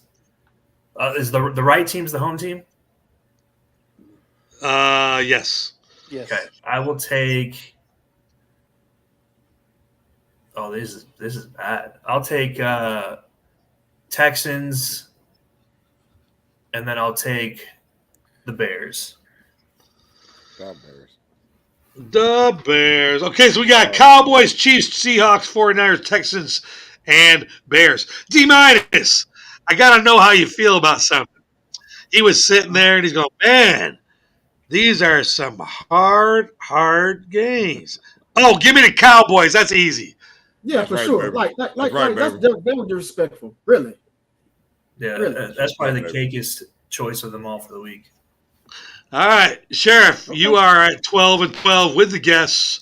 When you see your Cash App up there, how you going to stay over 500? So I want to comment on that real fast. I don't see the Steelers losing this week after that game last week against the team from Indianapolis. There That you was go, actually Charles. a hard fought game, a really hard fought game. But I don't see the Steelers losing, so I've got the Yes. Steelers winning over the Cowboys today. It'll Yeah. be. I really don't see the Steelers losing 2 in a row. I got the Vikings. I got the Raiders. I have the 49ers. I have the Kansas City referees. Nice. And I got the Colts. We're going to go down to Clown Town and we're going to beat up all over Trevor Lawrence. And remember, I told you guys last week, this is going to be the pivotal game for him. And this will be the game he gets benched after they lose today.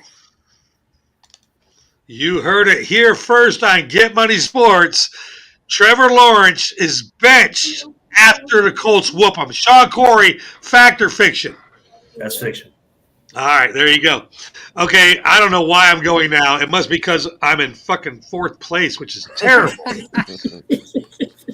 All right, so I've changed my picking process up a little bit. There is no way the Cowboys have a chance against the Steelers, but I'm not picking that game. Vikings, Bears, Commanders, Bills, Raiders, Packers. That's it. I ain't got nothing else. I'm going to put my Cash App up there and nothing. I am not confident in the NFL this year. TKO. I got to get you up here. First of all, before I do that, D-Minus, I've been hearing a lot of stabs at your Steelers here. Yeah, I see that. But I like that though. I like that. So Okay. we're I gonna make a picked them. example of them Cowgirls today. Tomorrow. We're gonna make an example out of them. TKO, is there any way your Cowboys are going to be able to stop the run? Personally, I don't even think it's a run is the issue. I think again, like it's honestly, it's simple things. They're not throwing past 20 yards, which I don't care what team you're playing, you can beat anybody in the box. Everybody's trying to play hero ball. I think they can stop the run if they stick to their responsibilities, but that's again a long shot right now at this point. However, y'all need to put some respect on our name. I mean, all this disrespect is ridiculous. Respect is earned. We have done that. I'm trying to figure out. Hold on, wait. This is the Raiders fan saying that. I didn't realize Parsons. Y'all still ain't We got more wins than you do right now. Again, that's what the 4th game of the year. Like, congratulations. We're glad that y'all winning the first quarter of the year championships. Like, that's what I think is the problem. Y'all focus on the short term. We get to the playoffs every year. So for me, I'm not picking Dallas at all either all season. I'm not doing it because what's the You're a point? We're gonna smart get to the man. playoffs anyway. Yeah, it's a waste of my time. I'm gonna go with the Bears at home against the Panthers. The Ravens are on fire right now, and I think they're going to just roll over the Bengals. I'm going to take the Dolphins over the Patriots. I think this is going to be my one loss right here. I got a feeling. But I don't think the Patriots are that good. I think the Texans can find a way to beat the Bills because the Bills are playing really good football. I think the Broncos can beat the Raiders because if you got 2 players that's willing to be on the trading block right now, I don't think the team is really focused. And there's nothing against the Raiders. I just think that's kind of something hard to deal with right now. And I'm going to take the Seahawks over the Giants because the Giants just suck. But I would say last thing, Sheriff, with the coach, do y'all bleed blue? Like, do you sing that song every Sunday before y'all play? Do you sing that song? You know what I'm talking about. You know the song I'm talking about. I know you be singing that every time y'all play. And then the D-, I respect the Steelers because I respect teams that have more championships than us. So, and I respect our rivalry. So I ain't going to throw no shots at y'all. I think y'all are a very good team. So I'm not throwing no shade. The rest of these guys over here, Hey. the rest of this Colts fan over here. Wait, you don't need, get out of here. Get out. You have no room to talk about no Cowboys. Hold on. Hey, the Colts have won a Super Bowl more recently than the Cowboys, though. See, here we go with the recently things, okay? And y'all were not. Here's what I do not get. This is what bothers me about sports, okay? We forget about the Raiders not winning some. We don't forget about the Redskins. None of those. Yep. But yet, when they say how many championships they got, y'all still mention it. So y'all will mention the Redskins have 3. You'll mention the 49ers. When the last time did the 49ers win one? The year before we won the last one. Yep. So 94. I don't see where all the shade come from every year. Everybody recognizes the 49ers Super Bowls, but not ours. I don't have an issue with the Cowboys unless they play the Colts. That's it. All right, we're gonna. I think the owner is the problem, though. We're gonna go down. We're gonna go down to Sean Corey, our expert analyst. Sean Corey, the Dallas Cowboys will give up 250 rushing yards total today. Fact or fiction? Tomorrow. 250? No, that's fiction. That's fiction. No. That's a lot. 200, I'd be a little more like on the edge of saying yeah, but 250 is a lot of rushing yards, man. You got Justin Fields and Najee Harris and Cordell Patterson. Those are all rushing yards. But they better run the ball because Fields can't throw, so they better run the ball. I think they have to. Out. I think Warren and Patterson are both out. I could be wrong, but I'm pretty sure they're both out. Yeah, so Patterson got hurt last week. Najee and Fields. I also didn't know Parsons was out, so it's not as much of a lock as I thought when I picked it. Yeah, man. However, I still feel confident that the Cowboys get the victory this weekend. Okay. All right, there you have it. I guess that's just where we got to leave it, I guess, huh? D, what do you think? Well, I mean, I understand the pick. I like the Steelers in this game, but I'm not going to pick them. It's always a bad luck for me to pick against my team. I never do it. Same. But I think the Cowboys, they just not playing good ball this year, which, I mean, I'm not going to say they ain't playing good ball. They just ain't. They ain't. It's like they ain't for some reason. I don't know what it is, but I'm not going to mess with that game. I do think the Steelers are a better team that can beat them this year. And we at home, too. They just let Justin throw the ball. Let them just open the playbook up for them, and we'll be all right. But this week, the Vikings. I'm going to take the Ravens. Give me the Commanders. Was that the Ravens or the Raiders? I didn't get that. You broke up. The Ravens. Okay, got it. So I got the Vikings, Baltimore. I'm going to take the Commanders. Give me the 49ers. I will take the Packers as well. And Seahawks. Look at my cash out. That's a parlay. It's a lock, baby. Can I interject with 2 things real quick? I would just like to say this. When it comes down to the AFC East, right, I'm looking at a lot of things. You got the Bills, which I think me and Sheriff were talking about something online this past week about, let's say it was a comment about Dak Prescott, right? The quarterback, yeah. Yeah. And it's crazy how, let's be honest, this year, Josh Allen, in my opinion, is playing the best football he's ever played. And he doesn't have no weapons either. Correct. And I think that's where he's, you know what I mean? It's like he's not willing to chance it as much as he used to. You look at a team like the Patriots. They're not starting Drake May, right? But yet they play some tough football. You look at the Dolphins. They should be tough, but Tua's out. But is that really saying Tua was really going to change that team? No. And then the Jets. Everybody always talks about how great Aaron Rodgers is. No disrespect to him. I think he is great. But sometimes you can't bleed greatness on everybody else around you all the time. So the real question is, so the real question to me is, I'm sorry, I know we may be time-wise, but who's really going to come out of the AFC East? Yeah, like that's a weird division. You got great quarterbacks in that one division besides one team, or great teams. And really now it's like, who's really going to emerge out of that conference? Is that the new NFC South? No, the AFC East. No. What I'm saying is that the new NFC South, how it's been. Oh, I get what you're saying. Yeah, I get what you're saying. I would choose the best quarterback head coach combo, which I believe to be since he's healthy, Josh Allen and Sean McDermott. Absolutely. Yeah. I take Yeah. the Bills too. Yeah, it's I would weird. He too. has no weapons, but he's playing real good. Kunta's in the lead, and he just sent his picks in. He said it's going to be the Chiefs, the Seahawks, the 49ers, the Vikings, the Ravens, and then he said, and for the sheriff, the Jaguars. Motherfucker, I'll kick his ass. Yeah, that's how that went down. Sheriff, Hey. how do you feel about the leader of the NFL parlay picking against your Colts? Well, that's all right. He must. There's a reason why he's not on today because he didn't want to show his face. But you know what? Hey, Kunta, thanks for the tasty treats. I really appreciate it, buddy. Oh, there's that's no petty. way. I like that.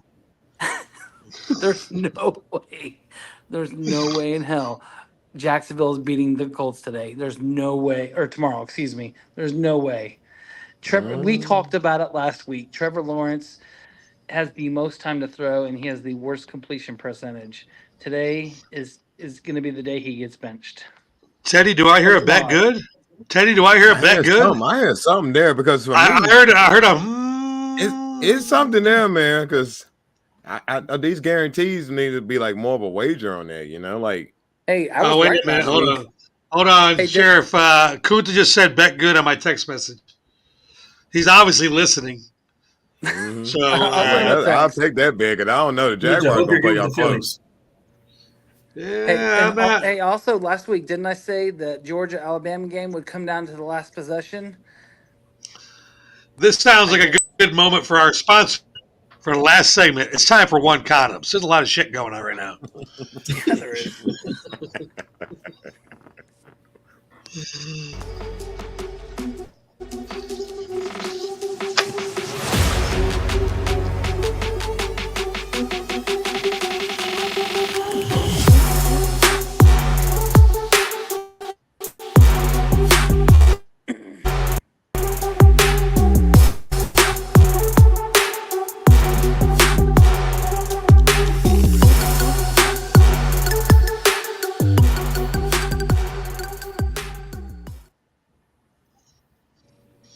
All right, get your shit straight. They have 10 lengths, 9 girths, over 60 sizes. Download the Fit Kit today from the website. Print it out, cut it out, measure your shit for the perfect size. D-Mize, I'm going to let the guests go first so I can load your stuff. I just want to let you know why you want to go first today. Sean Corey, this is an opportunity to do anything you want. Talk about it. This is called, what is this called? I'm just saying. Just saying.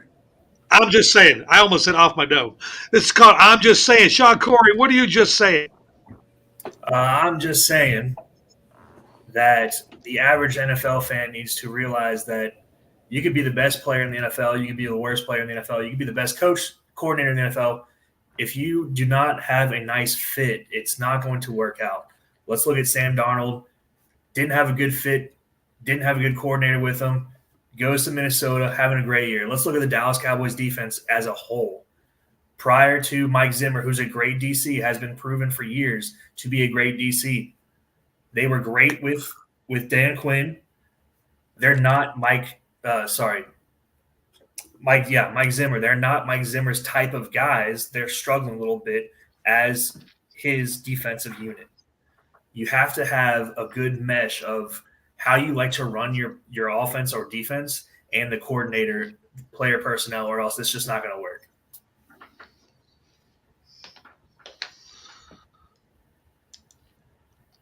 Very, very well said. Very well said.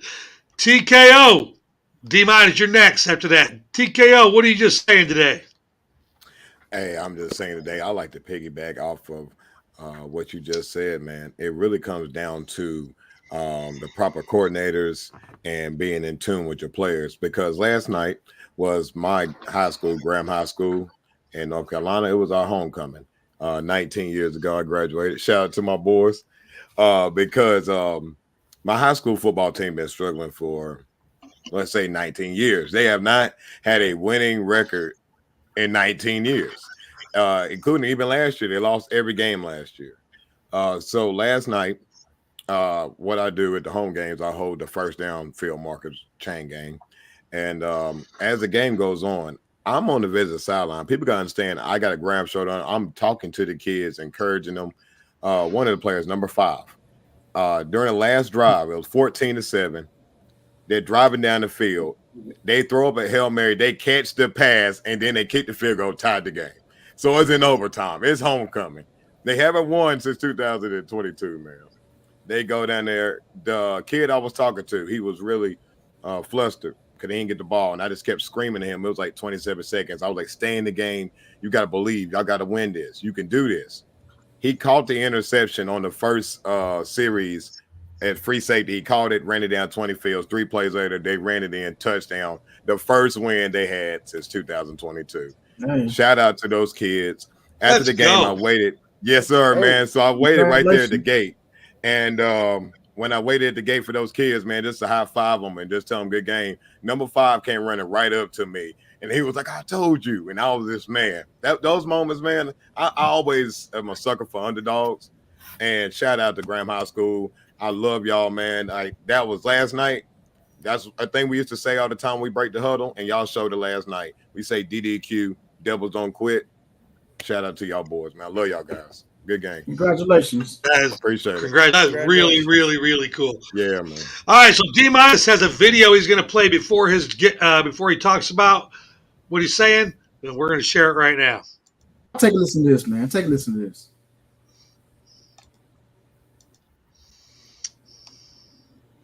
ESPN contract is what we're told up next year. And the word on the street is that you want something in the range of $100 million for 5 years. Right. True? I'm not getting specific as it pertains to numbers because only a fool does his own negotiations while negotiating. I would ask respectfully, pay attention to the industry, see what people are getting paid, see how much money they're making and what they're bringing to the table. Dak Prescott just signed a contract for $240 million. He's making $60 million a year. He made sure to get. I know he's the quarterback of the Dallas Cowboys, who has won 2 playoff games in 8 years. I've been number 1 for 12. I'm sorry. In our respective industries, I win, and I'm fully aware of what I'm worth. And I will never apologize to that for anybody. Damn. So mic drop. This you can keep it wide. You can keep it wide, DC. This the problem I got with Stephen A. Smith. The man is comparing a commentator to an NFL football player, contract wise.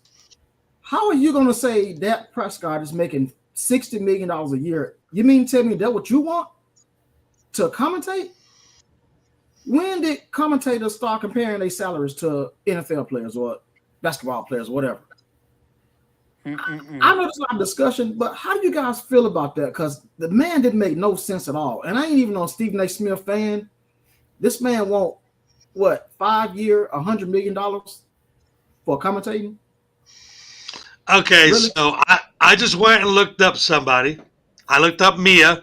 I feel like Mia Hines, because she's a girl, she's very popular on there. If you want me to look up somebody else, Mia Hines' current contract, okay, that she's under right now, is 3 years for $45 million. So if you do that math, that's $15 million a year.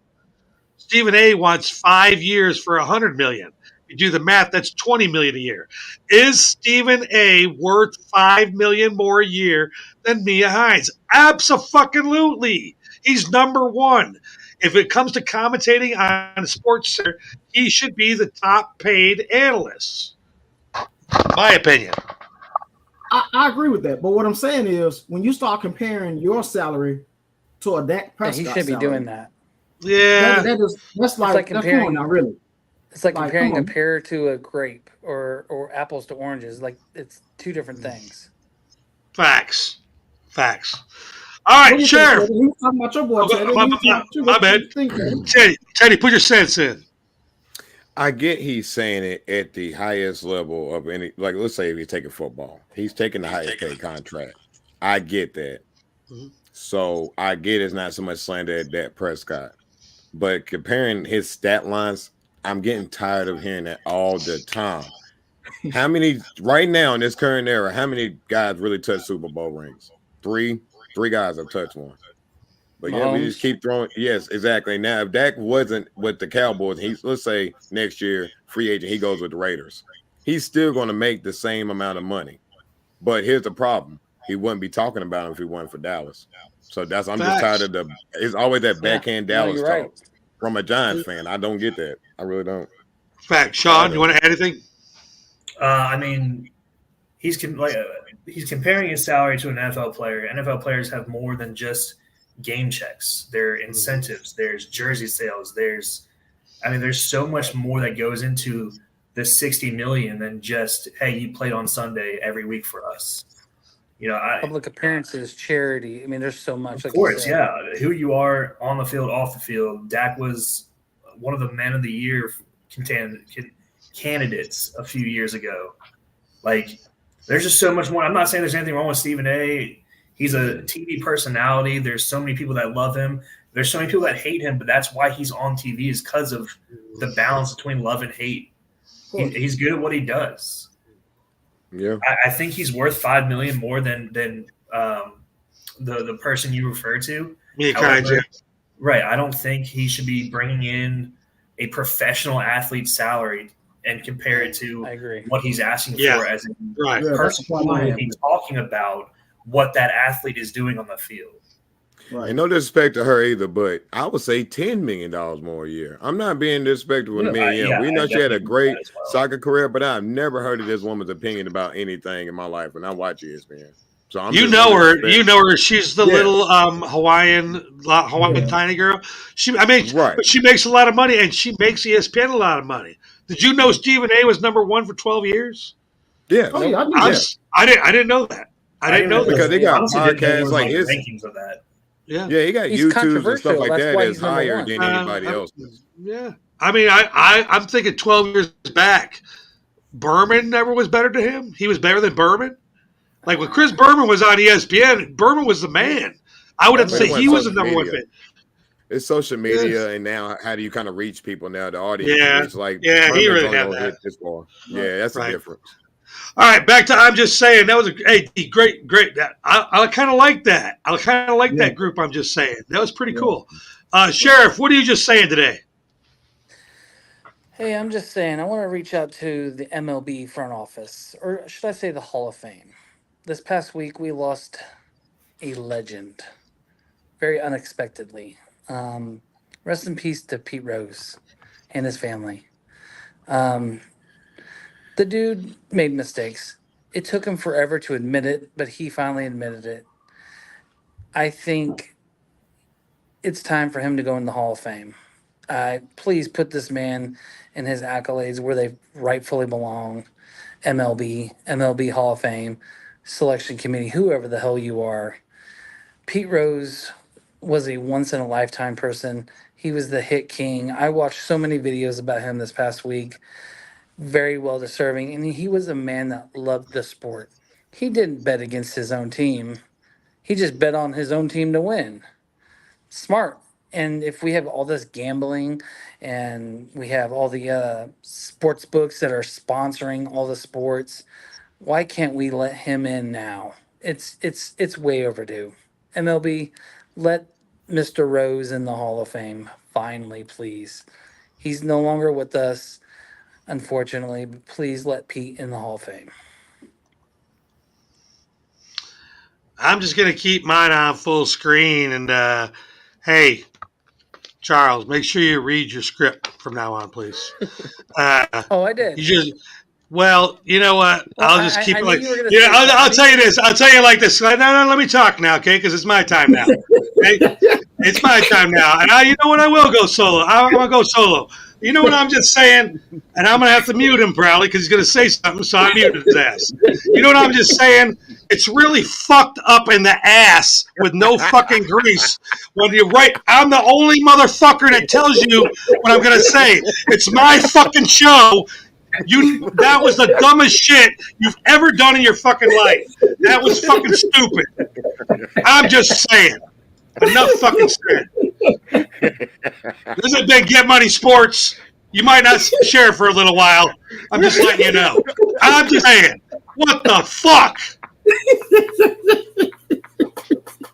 That was fucking dumb, Charles. You don't poke the fucking bear. That was fucking stupid. Motherfucker.